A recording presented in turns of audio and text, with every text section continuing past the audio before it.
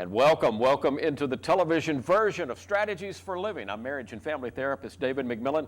I'm delighted that you've tuned in, joined with me today on Strategies. Of course, Strategies for Living, we're all about helping us live healthier, happier, more peaceful lives in our bodies, in our minds, in our spirits, and in our relationships here in the 21st century. And we do that by engaging in important conversations with folks we like to call life strategists.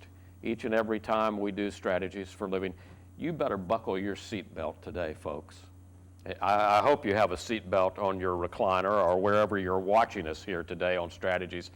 Because what if I told you that people are having connections with their loved ones who have passed, their loved ones in the afterlife, and they're having these conversations without a medium? Our life strategist today is going to tell us a little bit about that. She is therapist Rochelle Wright. She is a therapist in Washington State. She's a licensed mental health counselor, a licensed chemical dependency professional, a nationally certified counselor with over 22 years experience, and she's our life strategist today. Rochelle, welcome to Strategies. Thank you for being here. Thank you very much. Now, Thank you very much. I'm glad to be here. You have written a book called Guided Afterlife Connections. Yes. And you and I have talked before. This is extraordinary. And to say that you have been involved in cutting-edge therapy that changes lives is an understatement. Would that be correct? Well, it does change lives. That is true. And connects them with the other side. So when they leave, they don't feel the same at all. Wow. So you're pretty happy. You call this repair and reattachment grieftherapy.com.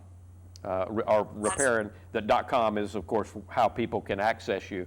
But repair and reattachment grief therapy is the name of what you do. Yes. How did all of this come to be, Rochelle? How did a licensed mental health professional begin to talk to the other side? Well, I guess I'll start in the beginning, but I don't know, over 15 years ago, because time goes by so fast, Right. I started having these dreams of deceased people. And they would come in my dreams, and it was like I had to be a messenger to tell, like, my friend, her husband had died, and that he came within a day or two of passing, and he said, it's like Mount Rainier, it's like Mount Rainier. And to me, he was saying it's vast. And different things, it would go on and on. And finally, I just said, I want this to stop. It's interfering with my day job. And it stopped. It all stopped.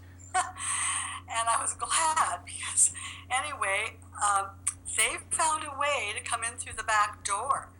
And that is in my therapy, which is palatable to me, you know? And so that's what happened. And it is amazing. I mean, when I started doing it,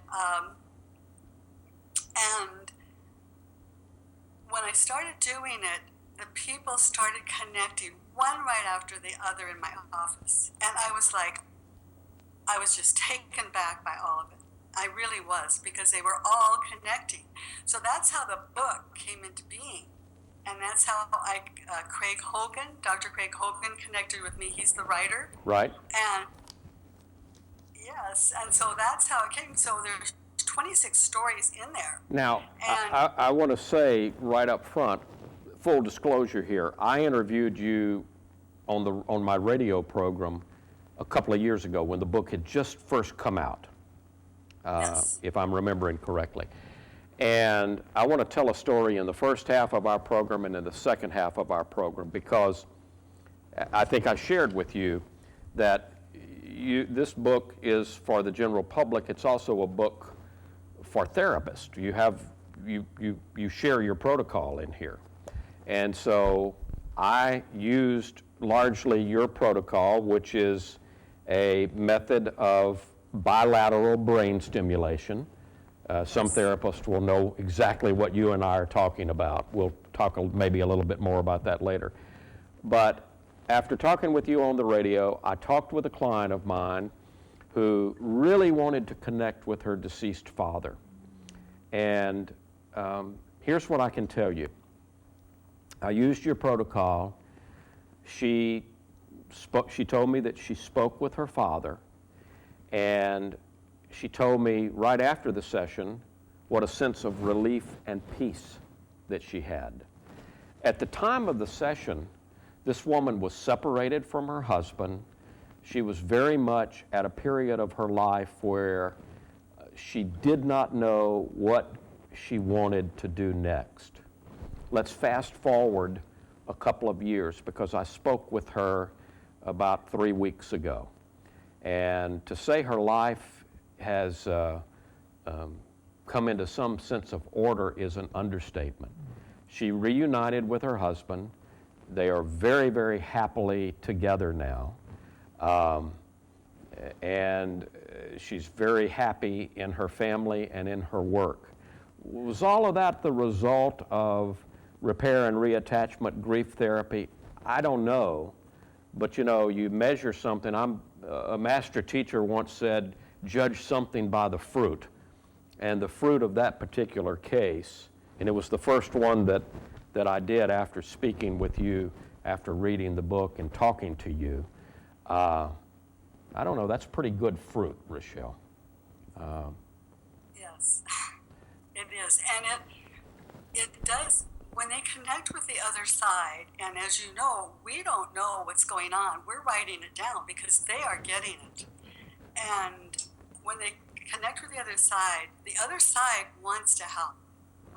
It really wants to help us here. Yeah. And actually, in one of the sessions I did not too long ago, they said that we've been there and we want to help you all we can, is what they said to this client of mine. And at the same session, they said this is one step of many, which was very interesting. That's what they said. And so, but they do help. They give helpful advice, and give direction, and they answer questions that people want to know. Now, I tell people, don't have any expectations, because that's the best. We don't know what's going to happen. Right. I don't know what's going to happen. You don't know what's going to happen, and we're not in charge. But they do. They answer the questions and really help them. Now, you know, David, some therapists would say, you know, is this a mental construct? And I'm not opposed to that, David. It could be a mental construct, or it could be a real connection with the other side. Why do we care? Why do we care if people get better? That's it. See, that's what I say. In any event, it's healing.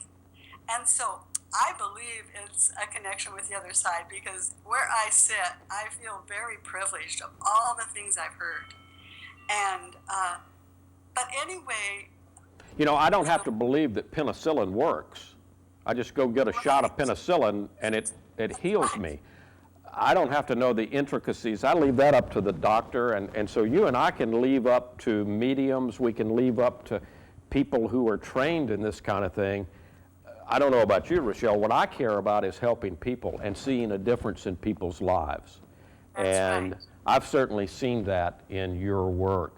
And in the book, you have story after story after story after story, and now you've trained people all over the world, therapists, to do this. I mentioned bilateral brain stimulation. We don't have to get too deeply into that, but just tell us what that, basically how you came up with the idea to do this, and just what we need to know about what's going to happen if we do some type of repair and reattachment grief therapy. Okay, well, first of all, I have them wear a headset from beginning to end. We take a half hour for lunch, but I have them wear it, and it's audio bilateral stimulation. So it's going right and left brain, and it's like equalizing out the brain. And then I get, I want to know about the person that's passed. I want them to tell me all about it. I say, I don't know anything about that person, so tell me. And they tell me, but in the process, David, of listening to this, the numbers go down just listening to it. This is before I start the processing. When you say the numbers go down, are you referring to their units of disturbance, their subjective units of disturbance? Their disturbance. Right. And in fact, I don't get the numbers right at first, but you can tell that they're very upset, or they're crying, or they're just, Yeah, they're in grief. There are people in grief. They've lost. Right. But then when you go back and you see what is the highest ones, because then in the afternoon I'm going to process it. It's down, and it's amazing because just the audio that's been going, and it's like there's some music, there's waves, there's rain, and there's even a little thing that goes like a broom. One client said it's like a broom. It goes swish, swish, swish, swish, swish, and that's kind of clearing out the brain, as the way she put it. Mm-hmm. So it has different. It'll go with different things, but it's very, it's background, barely audible, so it doesn't get in the way. It doesn't interfere. Right. It's still doing its work, and then in the afternoon we come back, and I start on the most, the most disturbing memory they have, and they all have the most disturbing, or I find out which. It may be the person's passing. It may be the last thing said. It may be, it's subjective to the person and the event, right? Yes, like this one lady said, all I want to do is get this picture out of my mind of my mother in the hospital bed with this horrible face that looked like a Halloween face. She said, I can't get it out of my mind. It's been there and been there. And so she did, but she also got a lot of other things, David. Her mother came up, and then her father came up, and then her brother who had died of an overdose of drugs, he came up. She touched base with a lot of her family then. Yeah. Wow. An aunt and an uncle came up, and then some animals came up. I mean, all this lady really wanted to do when she called me from Oregon was to get that picture out of her head. She said, everywhere I go, I see the hospital, I see this, and I'm plagued by it. So that's one. I mean, but they all have something like, if a mother has lost her daughter in an accident and wasn't there, she has an idea of what it looks like that she's not there, and it's horrible. Well, it changes because it's not anything like she's imagined, David. Wow. Here in Louisiana, Rochelle, we call that lagniappe. She got a little something extra. She came in for one thing and she got a little something extra. I've got another story when we come back from our break to talk about some lagniappe with your work. We're talking to Rochelle Wright today. She is Repair and Reattachment Grief Therapy. You can find her at repairandreattachmentgrieftherapy.com. Her book is Guided Afterlife Connections. You can find it at your favorite bookseller. We're going to take a break. We'll come back with more. Rochelle Wright is our life strategist today here on Strategies for Living. Stay with us. More to come. Hey. Ready to go? Yeah, but the fire's not out. Close enough. Close enough? If it's too hot to touch, it's too hot to leave. I mean, the next thing you know, you've torched our whole neighborhood. Which is why we're not going anywhere? Exactly. 9 out of 10 wildfires are caused by humans. Only you can prevent wildfires. Thanks. You believe this guy? Are you trying to start a wildfire?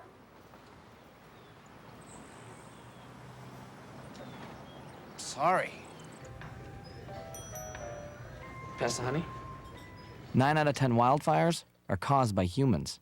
Only you can prevent wildfires. Whether you're enjoying an ATV, all-terrain vehicle, or an ROV, recreational off-highway vehicle, safety can be as simple as ABC. A. Always wear a proper helmet, eye protection, gloves, long sleeves and pants, sturdy boots, and in an ROV, the seatbelt. B. Ride sober and only on designated trails. C. Get safety trained through the ATV Safety Institute, atvsafety.org, or the Recreational Off-Highway Vehicle Association, rohva.org. In 1977, in Johannesburg, South Africa, an 8-year-old boy picked up the game of golf from his father. By the age of 9, he was already outplaying him. The odds of this gentle lad winning the Junior World Golf Championships at the age of 14, 1 in 16 million. The odds of that same boy then making it to the US and European Pro Golf Tours, 1 in 7 million. The odds of the Big Easy winning the Open Championship once and the US Open Championship twice, 1 in 780 million. The odds of this professional golfer having a child diagnosed with autism, 1 in 110. Ernie Els encourages you to learn the signs of autism at autismspeaks.org. Early diagnosis can make a lifetime of difference. Bossier Parish Community College, the fastest growing community college in the nation. Wonder why? The arts are crucial to Bossier Parish Community College. We provide opportunities to our students in film, in television, in acting, in music. They get that training here at BIPSI with direct, hands-on approach. They can then take that training back out into the community and get a job. Here at Bossier Parish Community College, there are so many opportunities and classes that are offered to you. It's like the whole world of theater is right here at BIPSI. Check us out. You'll understand why. Welcome back. Welcome back into Strategies for Living. I'm marriage and family therapist David McMillan. You're watching Strategies for Living today. Don't forget, you can listen to Strategies for Living. We started 20 some odd years ago on the radio. We're still there. I'm going to stay there till I get it right. And so it may be a while. News Radio 710 Keel, Sunday mornings 9 a.m. to 10 a.m. is where you can find Strategies for Living. News Radio 710 Keel is where it all started 20 some odd years ago. You can also find us at www.strategiesforliving.com and every Wednesday in the Shreveport Times Voices section, and that's the column. So you can find us a lot of ways, but especially at strategiesforliving.com. Today is the founder of Repair and Reattachment Grief Therapy and the author of Guided Afterlife Connections. She is Rochelle Wright.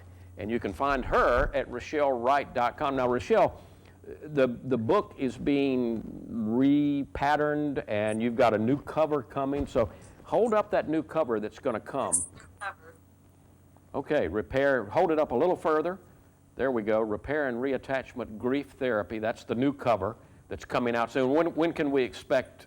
When can we expect that to be available? Well, it should be out right after the first of the year. Okay, so we're looking for that, and we'll have you back and talk about that when that comes out. And there's some revision to the text also. There's revision to the text, and it has a new cover. But then after that, when this book is finished, Craig Hogan and I are going to write a book for psychotherapists. Wonderful. Can't wait for that. Now, let me tell another story. After I talked with you, I had a lady come to see me who told me she presented with, obviously you will not be able to tell who this is by any way, shape, or form, and this has been some years ago. But she came in she told me that she was in a marriage that she was not happy with, and that she was also having an affair. And it was a rather lengthy affair, and she wanted to make a determination of, what she should do. And as an aside, she mentioned that she had recently lost her mother. And she was grief-stricken because her mother had a terminal illness, but the lady in her business had to travel quite a bit and was actually on an airplane trying to get back to Shreveport from a business commitment that she could not miss when her mother passed. And so we used, I told her about this protocol, and she said, well, yeah, let's do that. We can, it's going to take, she said, it's going to take us some time to determine the other thing. And so we did a session using your protocol, and she talked to her mother. And the greatest sense of relief that I think I've ever experienced in one session with a client, she said to me, my mother told me that she wasn't alone when she passed. And that was one of the things that this lady had fretted about, because her mother wasn't with her. And she said, do you remember on the plane ride when you got this sense, this warmth, this sense of warmth? And her daughter said, yes, I remember that. And she said, well, you couldn't come to me, so I came to you. So you were with me at the moment of my passing. I can't even begin to tell you what that did. At the end of the session, this lady told me, she said, I don't need to come back. And I said, oh, okay. Tell me more about that. She said, well, she said, I know what I need to do now. Now, she did not tell me. I don't know what she did. I have no idea what she did. She didn't share that with me. She said, I have a definite, she said, my mother and I talked, and I have a definite path that I'm going to follow. And whereas I was very confused, I'm not confused anymore. I know what I need to do. And I wished her well, and that was that. But to me, that was phenomenal. That was a phenomenal experience of making, and here she came in grief-stricken that she wasn't able to be with her mother at the time of her mother's passing, and she found out from her mother, you were with me, you couldn't come to me, so I came to you. Exactly. That is just, that's wonderful. Absolutely wonderful. And as you were telling the story, I got chills, and for some reason, it feels like when something's happening, I get chills. So I was resonating with what you were saying, and it seemed to connect with the mother coming to her and the warmth. Yeah. It's just, we're so privileged to be able to sit in this position, because we just see these things happen, and it's like, wow, everything is wow. I should say that I didn't hear anything, obviously. All of this was internal. All of this communication happened internal. I didn't hear a thing, obviously. But she reported to me exactly what she heard, and that's all that matters. Right, and they do report. When I do the eye movements, then I'll stop, have them go inside, and then they will, when they're ready, they come out, and they'll tell me what they're getting, and then I'll just reemphasize it. And so I'll write it down. And then I give them a copy of everything that's come across. But it's like I say, it's a very privileged position, because this is a very sacred experience. We have a couple of minutes. Do you have a story that you can share with us?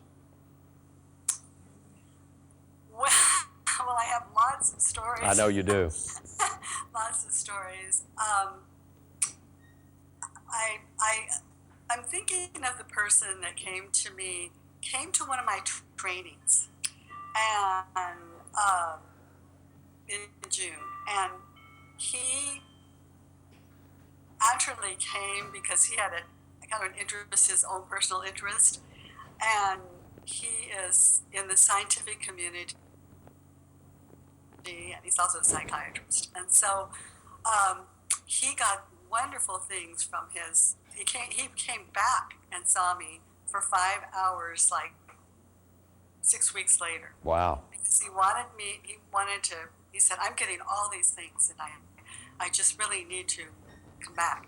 And so when he came back, he would say, Rochelle, this is really weird. You're going to think I'm weird. I said, there's nothing weird in this room, and you need to drop the weird and call it exciting, because it's really, really exciting. And who was he talking to? Who is he contacting? His grandfather came across, who he was very close to, and helped him immensely. And he did say, the grandfather said many things. He did tell him this is one step of many. And he also told him that, you know, we're always with you and we're helping you. And he said, and then he asked the grandfather, well, how can I do this, or how can I make this happen more, or something like that? And his grandmother says, you have it. You already have it right now. You have it. And he said, just listen and don't be, you know, skeptical and don't question it. Just accept it. Just listen and be open to what you're getting. Wow. And I had another one say, she did her husband 18 years. This is not too long ago. And she said she just wasn't getting signs. And he told her he had been on the radio himself, and he had also been a comedian. And he told her, he said, I'm told on this sign that my signs are too extravagant. They're just way out there, and they're too big for you to get. So he said, I think I have to go to school so I can find out how to make the signs so you can get them. But it was funny. He said and that was the way he was, extravagant. Wow. You know, big as life, and it was funny. We've got to wrap up, Rochelle, but if people want more information, RochelleWright.com is the place to go. Also, repair and reattachment therapy.com, right? Yes. Okay, and the book right now is entitled Guided Afterlife Communications, Rochelle Wright. We've just scratched the surface today, folks, so I hope you will continue the conversation through the book with Rochelle or through her work at her web address, RochelleWright.com, repairandreattachmenttherapy.com. Rochelle, thank you so much for coming. Thank you for the work you do, and thank you for coming and being our life strategist here. I want to let therapists know I'm training, and I want to get the word out because it takes 2-day training, and they get CEU credits, so 12 CEU credits. So. And you can find out about that at RochelleWright.com. Okay. All right. Folks, thank you for tuning in to Strategies for Living, and I hope you enjoyed Rochelle Wright as our life strategist today. I know I did. For Rochelle Wright, I'm marriage and family therapist David McMillan. We'll see you next time right here on Strategies for Living.